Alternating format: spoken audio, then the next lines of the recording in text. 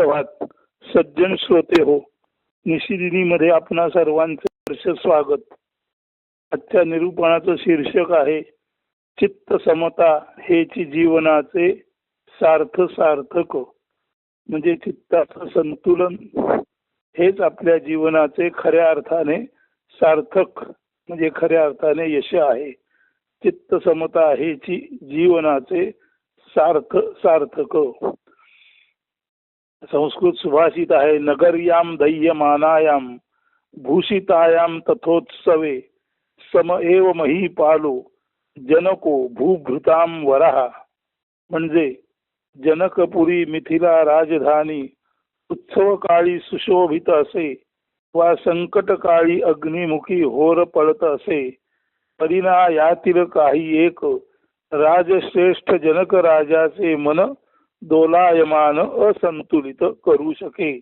येथे राजा जनकाचे कौतुक करताना त्याच्या चित्ताचे समत्व सुखदुःखात मानसिक समतोल न ढळू देण्याच्या दैवी गुणाची प्रशस्ती केली आहे. पर्यायाने प्रभू रामचंद्रांनी सुद्धा चित्त समता तथा सदैव समतोल या दैवी गुणाची प्राप्ती अभ्यासपूर्णतेने तथा प्रयत्नपूर्वक करून घ्यावी की ज्या योगे भावी जीवनात त्यांचे जीवनही प्रजेपुढे आदर्श किंवा नमुनेदार दाखला म्हणजे उदाहरण देण्यायोग्य ठरेल आणि प्रभू रामचंद्रही राजश्रेष्ठ किंवा श्रेष्ठ नृपती महिपाल म्हणून विश्वप्रसिद्ध होतील असे गुरु वशिष्ठांनी सूचित केले आहे. प्रत्यक्षात ते खरेही झाले आहे. म्हणूनच आजच्या काळीही प्रभू रामचंद्रांनाच सर्वाधिक आदर्श राजा म्हणून भारतभूमीत प्रतिष्ठा प्राप्त झाली आहे. सांगायचा मुद्दा हा की गुरु आपला शिष्य त्याच्या क्षेत्रामध्ये सर्वश्रेष्ठ ठरावा, आदर्श म्हणून त्याकडे सर्व जगाने पाहावे असा प्रयत्न सातत्याने पूर्वापार करीत आलेले आहेत. आदर्श गुरु आणि आदर्श शिष्य अशीच मुनी वशिष्ठ व प्रभू रामचंद्रांची जोडी आजही समाजापुढे आदर्श दाखला म्हणून प्रसिद्ध आहे व राहिली. चित्त समता हा गुण राजासाठी अत्यंत महत्वाचा आहे, नव्हे तो तुम्हा आम्हा सर्वांसाठीच सारखाच महत्वाचा आहे. तो चित्त समता हा गुण कसा महत्वाचा आहे हे सांगणारे काव्य त्याचं शीर्षक आहे चित्त समता हेची जीवनाचे सार्थ सार्थक. म्हणजे आजचं काव्याचं शीर्षक आहे चित्त समता हेची जीवनाचे सार्थ सार्थक आणि आजच्या निरूपणाचंही हेच शीर्षक आहे चित्त समता हेची जीवनाचे सार्थ सार्थक. तर आता ते काव्य आहे का, प्रथम थोडक्यात अर्थ आणि नंतर पुन्हा एकदा वाचून दाखवतो. राजा वा प्रजा, नर वा नरपती, चित्त समता सर्वांसाठी सर्वश्रेष्ठ दैवी संपत्ती. राजा असो किंवा प्रजा असो, नर असो वा नरपती म्हणजे नरांचा किंवा नरनारी यांच्या समूहाचा प्रमुख म्हणजे परत राजा, म्हणजे नर म्हणजे माणसं, नरनारी म्हणजे माणसं आणि नरपती म्हणजे माणसांचा प्रमुख म्हणजे राजा. म्हणून राजा वा प्रजा, नर वा नरपती, चित्त समता सर्वांसाठी सर्वश्रेष्ठ दैवी संपत्ती. प्रजेतील एखादा माणूस असो किंवा प्रजापती राजा असो, सामान्य माणूस किंवा श्रेष्ठ राजा या दोघांसाठी चित्त समता हीच सर्वश्रेष्ठ दैवी संपत्ती आहे अशा आशयाचं हे कडवं आहे. राजा वा प्रजा, नर वा नरपती, चित्त समता सर्वांसाठी सर्वश्रेष्ठ दैवी संपत्ती. कडवं 2. सुखदुःख काली न होई जरी भ्रमितमती, तरीच ऐसा स्थिरमती ये तसे योग्य निर्णयाप्रती. सुख असो दुःख असो कोणत्याही अवस्थेत ज्याची बुद्धी भ्रमित होत नाही, भरकटत नाही असा स्थिरमती म्हणजे स्थिर बुद्धीचा माणूसच अशा वेगवेगळ्या प्रसंगात योग्य त्या निर्णयाप्रत म्हणजे योग्य तो निर्णय घेण्याची क्षमता असलेला आणि योग्य तो निर्णय घेतल्यामुळे त्या प्रसंगातून नीट पार पडून बाहेर जाणारा असा असतो. म्हणून सुखदुःख काली न होई जरी भ्रमितमती, तरीच ऐसा स्थिरमती हे तसे योग्य निर्णयाप्रती.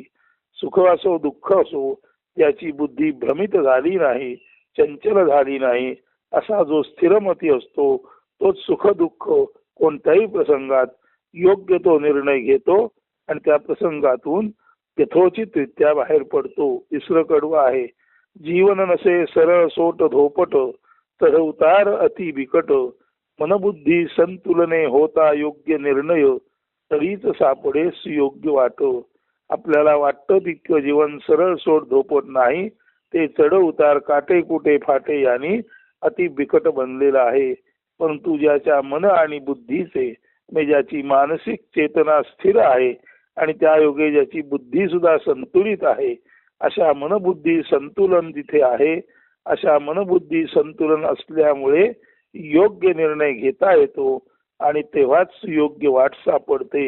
म्हणून जीवन नसे सरळ सोट धोपट, चढ उतार अति विकट, मनबुद्धी संतुलने होता योग्य निर्णय, तरीच सापडे सुयोग्य वाट.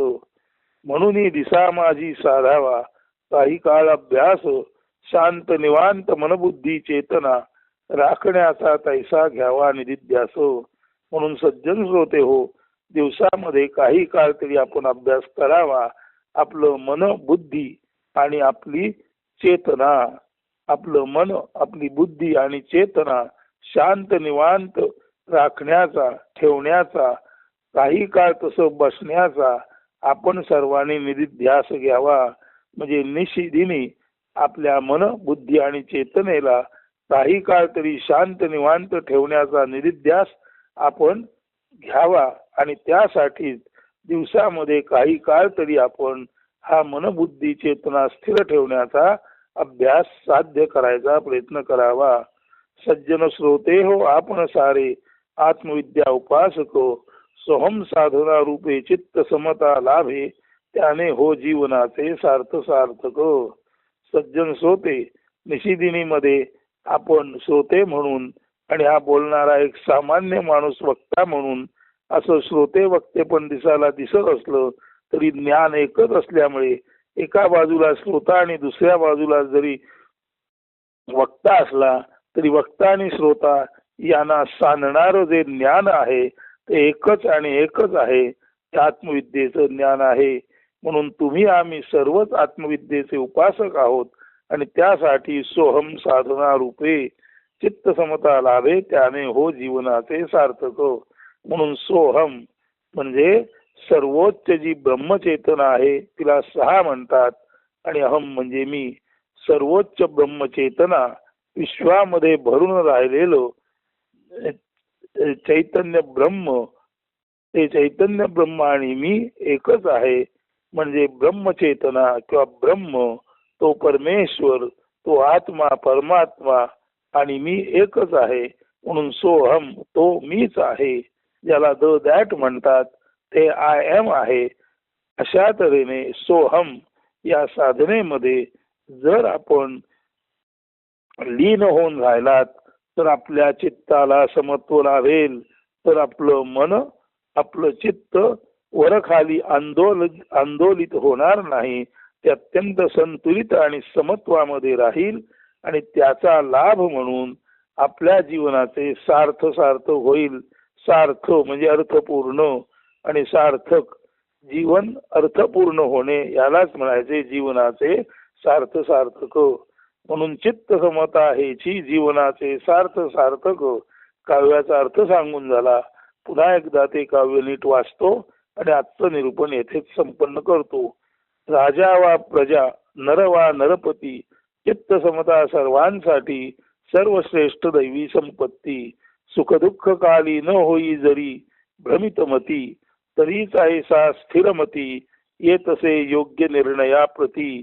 जीवन नसे सरळ सोट धोपट, चढउतार अति विकट, मनबुद्धी संतुलने होता योग्य निर्णय, तरीच सापडे सुयोग्य वाट. म्हणून दिसा माझी साधावा काही काळ अभ्यास, शांत निवांत मनबुद्धी चेतना राखण्याचा तैसा घ्यावा निधिध्यास. सज्जन श्रोते हो, आपण सारे आत्मविद्या उपासक. सज्जन श्रोते हो, आपण सारे आत्मविद्या उपासक.